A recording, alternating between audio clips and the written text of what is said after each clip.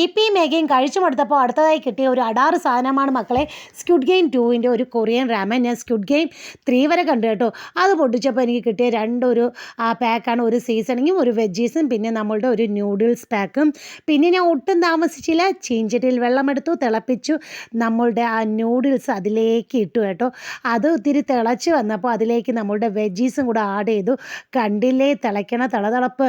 അത് കുറച്ച് വറ്റി വരാറായപ്പോൾ നമ്മളുടെ ആ മസാല പാക്ക് പൊട്ടിച്ച് എൻ്റെ ഭഗവാനെ അതിൻ്റെ എരിവ് എൻ്റെ മൂക്കിൽ കൂടെ മണ്ട വരെ അടിച്ചു കയറിയിട്ട് ഒരു കറുത്ത ഒരു സാധനം ഞാൻ കുറച്ചേ ചേർത്തോളൂ. എന്നിട്ട് അതിലേക്ക് നന്നായിട്ട് ഇളക്കി യോജിപ്പിച്ചു കേട്ടോ. അങ്ങനെ ഇളക്കി യോജിപ്പിച്ചു. എന്നിട്ട് മനസ്സമാധാനം വരാത്തതുകൊണ്ട് നിറമില്ല എന്നതായിരുന്നു എൻ്റെ പരാതി. അങ്ങനെ ബാക്കി കൊണ്ടുവന്ന എല്ലാ മസാലയും കൂടെ അങ്ങ് ചേർത്ത് നന്നായി ഇളക്കിയെടുത്തു. എന്നിട്ട് പരീക്ഷിക്കാൻ വേണ്ടി ദേവുവിന് കൊടുത്തു. ദേവു നന്നായിട്ട് ഊതി മണ്ണീര കഴിക്കുന്ന പോലെ ആസ്വദിച്ച് അങ്ങ് കഴിച്ചു. കുറച്ച് കഴിഞ്ഞപ്പോൾ അവളുടെ ചുണ്ടൊക്കെ അങ്ങ് ചോന്നു.